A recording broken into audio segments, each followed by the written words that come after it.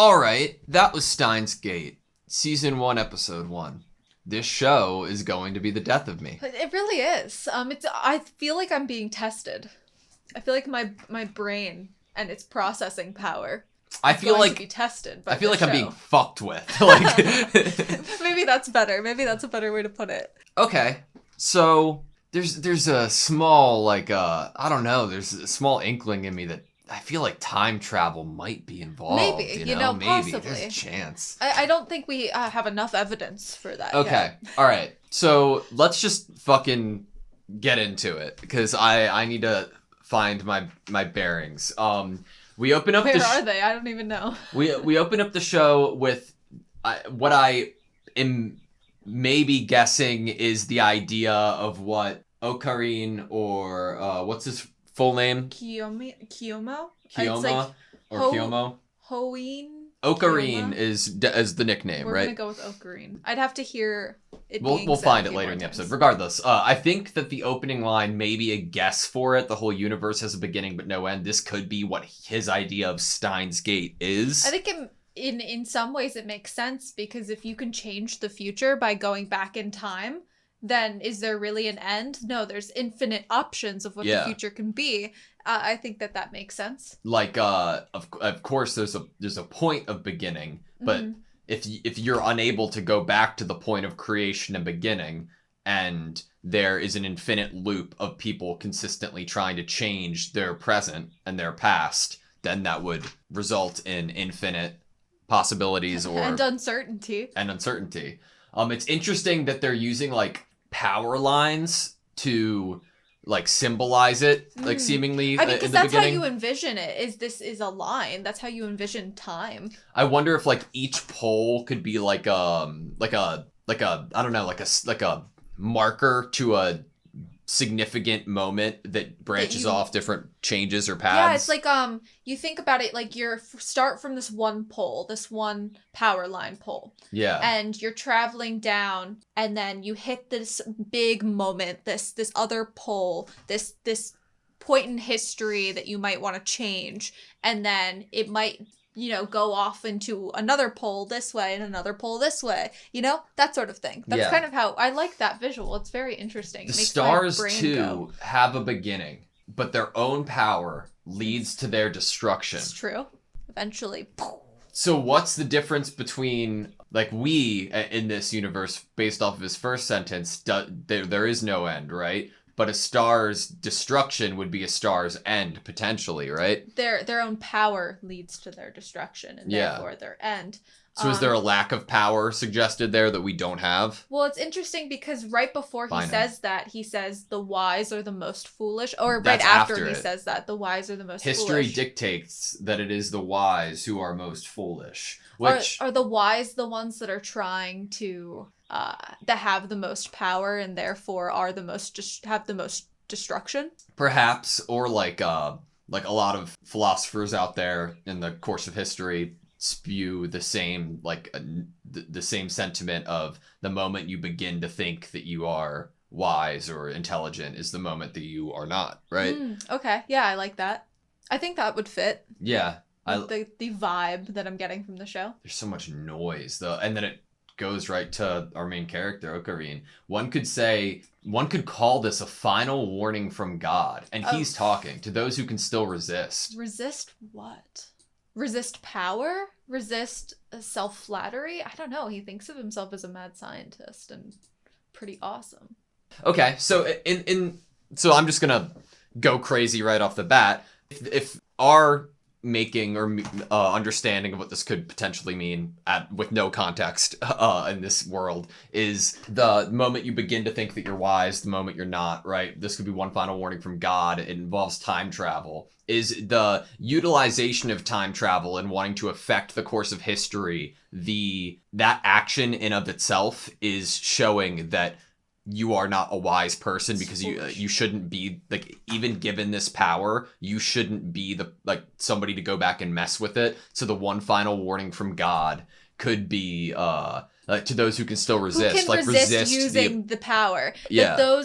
It's the final warning that if you did choose to dictate history, then you are gonna be destroyed. Maybe. Interesting. But again, he's talking it into a phone. Yes, which we know isn't on or is, but it isn't recording or it isn't a phone call with someone, which we previously, when we get this opening shot, we are under the assumption that he's on the phone with someone. Yeah. Because why would he just be talking to himself? We're not coming into this with any sort of context of his personality. So we just assume that he is actually talking to someone all of these times.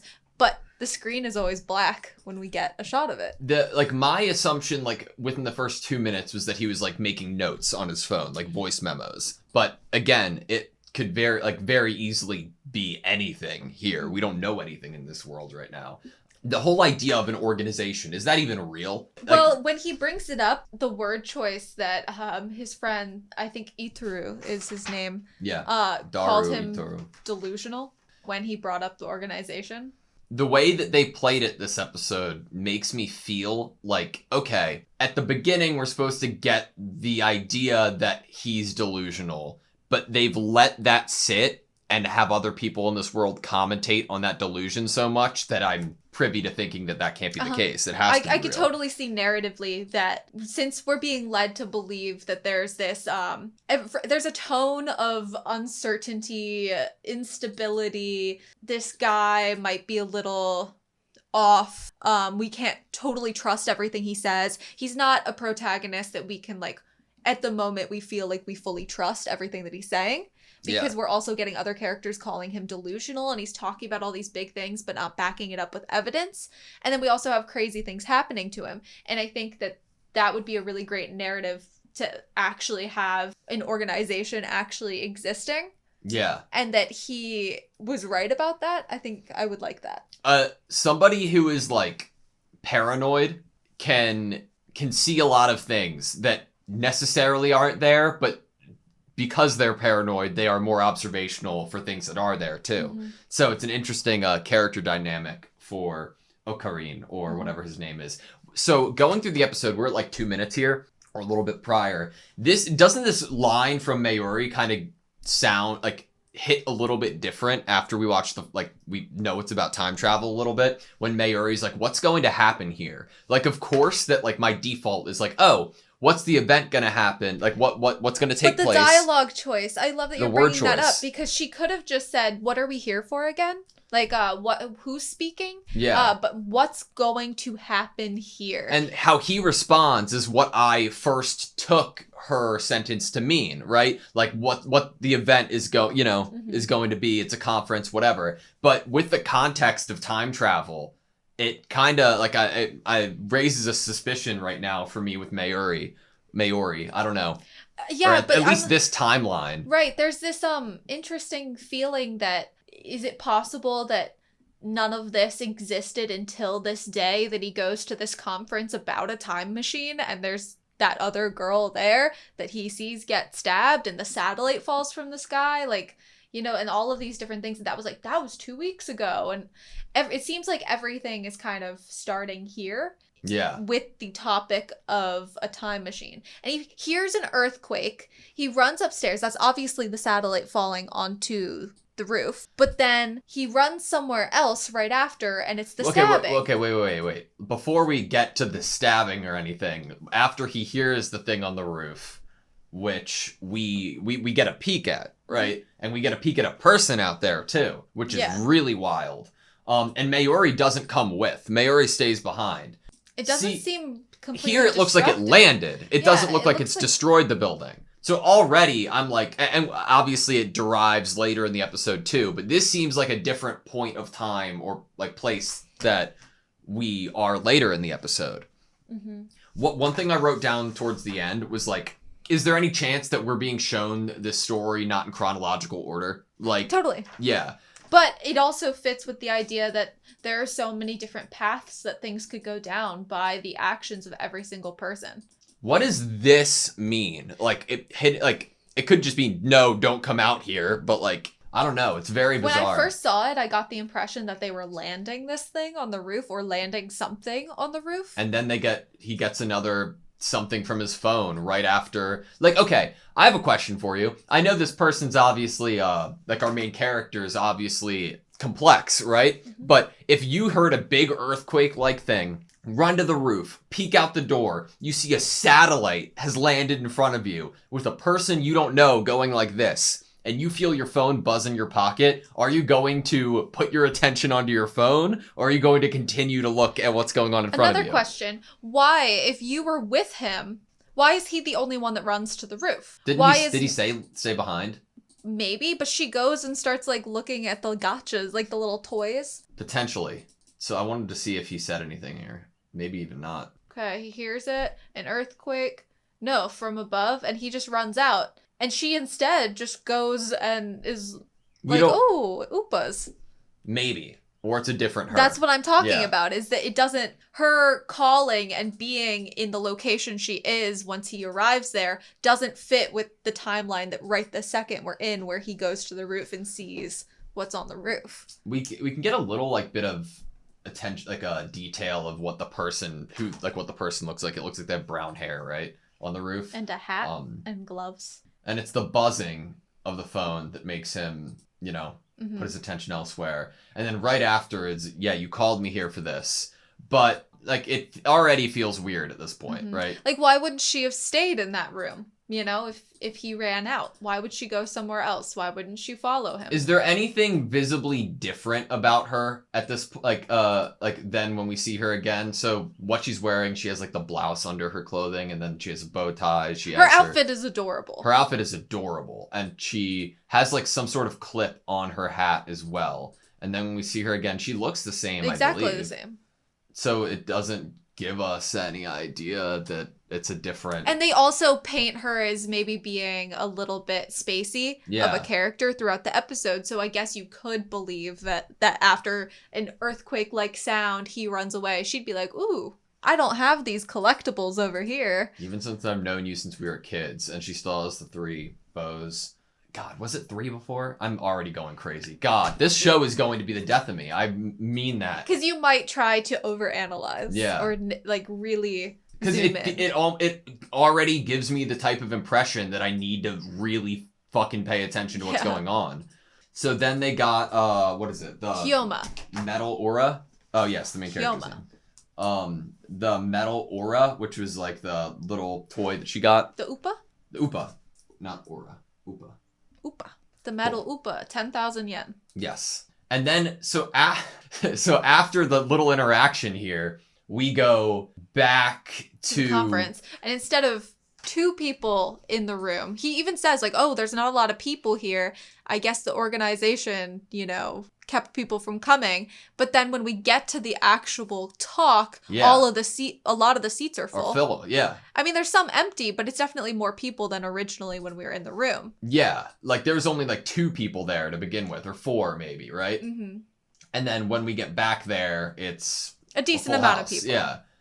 Which is odd, but it's all okay. So it's a decent amount of people. So at this point, in, like, chronological sense, did we go from the store with Mayuri and come back here, or is this showing us, like, another version of events? If the satellite didn't fall, if Mayuri wasn't even there, what he would be doing, like, here, or what he did here, maybe, or is it afterwards and when he came back? Because we know that she was with him on the day that the satellite fell, because they looked up at the satellite together. But was she there on the day that the girl got stabbed is the question mark. Yeah. Like, why is she not sitting next to him, you know, in this scenario? And she's not there when he interacts with Kurisu? Kurisu, yeah. Kurisu? Back then you were going to tell me something. So that obviously gives us the idea that later on in the episode that another version of himself, or to use time travel to warn her about the stabbing at some point that we haven't seen yet, right? That's the assumption? Yes. And he just acts like so... that interaction of how he acts with Kurisu there when she's, like, trying to have this conversation with him, and he's like, oh, I've been caught by the organization's agents. I was like, what is he doing? It's so bizarre, dude. And then he leaves, runs away, hides behind a wall. I want to look at, like, his phone. Things went by so quick, dude. God, do you see that? It's like half of a frame. The show. Okay. So we get It looks like an A date. attachment. We get a date and a time. An attachment, though, Mm-hmm. with an image or a movie that we don't see. And it's all static. Maybe when he opens it. The 28th at 12:26, so 26 minutes after the satellite fell, right? But we don't know if there's a satellite in this timeline version because thing we yet. saw something landed on the roof, not destroying the But this roof. could be even like a third option Yeah. here we're already at. Because if everything was canceled and work was canceled when the satellite fell, it's 12:26 here and things aren't canceled, right? So this has to be a different... Because apparently the conference got canceled. Yeah. Okay, here's the like translated version. Received mail. 12:26, sender, SG Do I have to write that down? Yes. God. Subject, no subject. Yeah, and then attachment. IMV001. It's like a code. I'm feeling Do like not a write that lunatic. down. I'm writing the sender down. Why? Because I don't know. Because if it happens again, then you'll know. Well, it's later in the episode we get, God, I feel like a lunatic. This is gonna destroy you. Yeah. Later in the episode we get was this the image that he was receiving? Like, is he Video watching or something? image, yeah. Is he seeing something in like the static? It's a good question. I didn't see anything in the static. If he did, then he has better eyesight than I do. Yeah, I don't see anything in the static either. But doesn't this Ocarina, like this almost looks, oh, I messaged you, right? And she already lost it. That wasn't like her message that he was just reading though, right? No. I feel like in Sender, she would have had like a cute email or it would have been her name or something. Okay, when does this happen, right? What, like already? Like what, I even put my name on it because in the first iteration of it, we are leaving after seeing the satellite landed to go get it in the first place, right? Mm-hmm. So in this time, 26 minutes after the satellite, she already has it and has had time to lose it? Mm-hmm. What? What? I even put my name on it. And then... Stop, I just thought of something. What? If he's able to time travel to stop the stabbing, he probably took the metal Upa or didn't give it to her because it's 10,000 yen if he sells it. That's a good guess. And he was like, I could buy gadgets. Yeah, Yeah. So that could be a thing, is that he stole it from her, hid it from her, or, took it when she wasn't looking. Maybe like that's how he had the time. money to even pay for the TV at the end of it. I don't know, or something we haven't seen yet.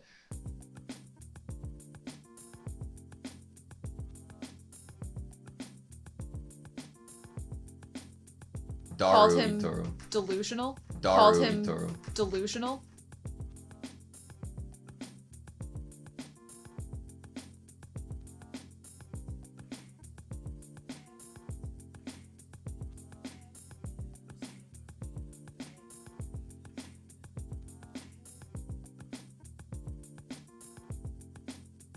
Delusional. Delusional?